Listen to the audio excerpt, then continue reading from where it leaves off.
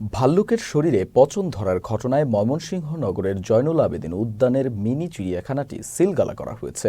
মঙ্গলবার বিকেলে পরিদর্শন শেষে ১২ বছর ধরে অবৈধভাবে চলা মিনি চিড়িয়াখানাটি সিলগালা করে ঢাকার বন্যপ্রাণী অপরাধ দমন ইউনিট। এছাড়া ৪৮টি দেশীয় বন্যপ্রাণী জব্দ করা হয়। ২০১৩ সাল থেকে ময়মনসিংহ নগরীর জয়নুল আবেদিন পার্কে অবৈধভাবে পরিচালিত হয়ে আসছিল মিনি চিড়িয়াখানাটি। সম্প্রতি চিড়িয়াখানায় ছোট্ট ঘরে বন্দী একটি ভাল্লুকের শরীরে পচন ধরে দুর্গন্ধ ছড়ালে সংবাদ প্রকাশের পাশাপাশি সামাজিক যোগাযোগ মাধ্যমে সমালোচনা শুরু হয়।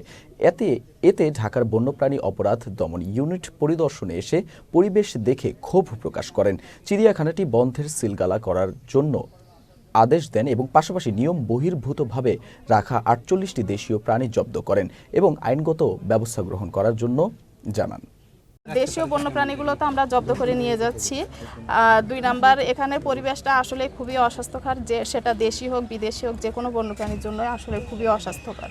ঠিক আছে, তো আমরা বন্যপ্রাণী যেগুলো বিদেশি বন্যপ্রাণী আছে সেগুলো তো লাইসেন্স দেওয়া হয়। লাইসেন্স দেওয়ার আগে কিন্তু তার পরিবেশটা আমরা মনিটর করি যে আসলে ওখানে রাখার উপযোগী কিনা। হ্যাঁ, তো যেহেতু আমরা দেখছি পরিবেশটা একেবারেই উপযোগী না, তো আমরা ঊর্ধ্বতন কর্তৃপক্ষের সাথে কথা বলে আমরা যেগুলো মানে খুব বাইরের খুব বেশি না, কয়েকটা পাখি আছে, হ্যাঁ, তো পাখিগুলো আমরা নিয়ে যাওয়ার ব্যবস্থা করব। আর পরবর্তীতে যদি তারা আমাদের কাছে লাইসেন্স করে, সেক্ষেত্রে যদি মানে যে ক্রাইটেরিয়া আছে আপনার বিদেশি পাখি ও লালন পালনের ক্ষেত্রে অথবা অন্য কোনো বন্যপ্রাণী অন্য কোনো বিদেশি প্রাণী, সেক্ষেত্রেও আমাদের ক্রাইটেরিয়া ফুলফিল করে যদি তারা আবেদন করেন, তাহলে সেক্ষেত্রে লাইসেন্স দেওয়া হবে। অন্যথায় আজকে থেকেই চিড়িয়াখানাটা সিলগালা হয়ে যাবে।